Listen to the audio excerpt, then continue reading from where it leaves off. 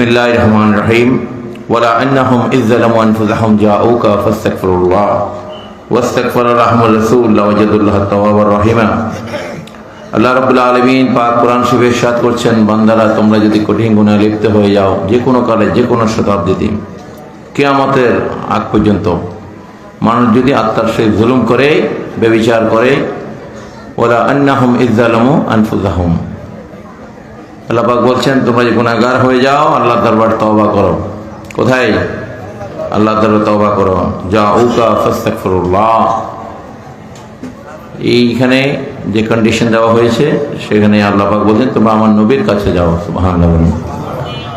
এই 1400 বছর পরে আমরা তো নবীকে জাহেরিভাবে পাইনি, পাইছি আমরা? তবে আল্লাহ পাক সেই ব্যবস্থা রেখে দিয়েছেন, আলহামদুলিল্লাহ বলেন। সেই ব্যবস্থা হচ্ছে নবীর দরুদ শরীফ আমরা পাঠ করার, দরুদকে নিয়ে আমরা যেন তওবা করি, ঠিক কিনা? নামাজের মধ্যে নবীর দরুদ আছে কিনা?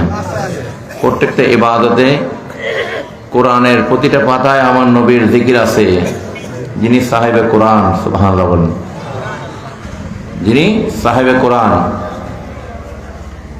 ওই নবীর স্মরণকে নিয়ে আমরা যদি আল্লাহর দরবারে তওবা করি, নবীর প্রশংসাকে নিয়ে, এবং ওয়াস্তাগফারা লাহুমুর রাসূল, আমার আল্লাহ বলছেন যদি আমার নবী তোমাদের জন্য ওয়াস্তাগফারা করে, সুপারিশ করে। আমরা তো জানি নবী হাশরের ময়দানে সুপারিশ করবেন, ঠিক কিনা? শাফাআতে লিআহলিল কাবায়ের মিন উম্মতি, হাদিস শরীফে আছে আমার নবী বলছেন হাশরের ময়দানে আমি আমার গুনাহগার উম্মতদেরকে জাহান্নামের আগুন থেকে টেনে টেনে নিয়ে আসবো। সুবহানাল্লাহ। এটা তো হাশরের দিনের কথা, ঠিক কিনা? আল্লাহ কোরআনে বলছেন হাসর না, আমার নবী দুনিয়া তো যারা গুনাহগার হয়ে যাবে, আত্মার সহিত জুলুম করবে, যদি আমার নবী দুনিয়াতেও যদি সুপারিশ করে, সুবহানাল্লাহ বলেন, ওয়াস্তাগফারা, এটা হাসরের না, দুনিয়াতে, দুনিয়ার জীবনে যদি নবী সুপারিশ করতে পারবে কিনা? কোরআনের আয়াতে হাসরেও করবে, দুনিয়াতেও যদি আমরা ওনার স্মরণকে নিয়ে আল্লাহর দরবারে তওবা করি, আল্লাহ সেই ক্ষমতা ওনাকে দিয়েছেন। সুবহানাল্লাহ। কে দিয়েছে? আল্লাহ দিয়েছেন। ক্ষমতা কার? অ্যাপ্রুভ করেছে কে? আল্লাহ করে দিয়েছেন নবীর সুপারিশকে। সুবহানাল্লাহ।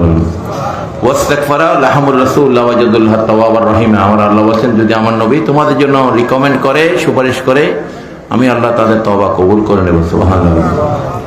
সুতরাং উনি দুনিয়াতেও সুপারিশ করতে পারেন, আখিরাতেও করতে পারবেন, কবরের জিন্দেগিতেও ওনার কি সুপারিশ লাগবে কিনা?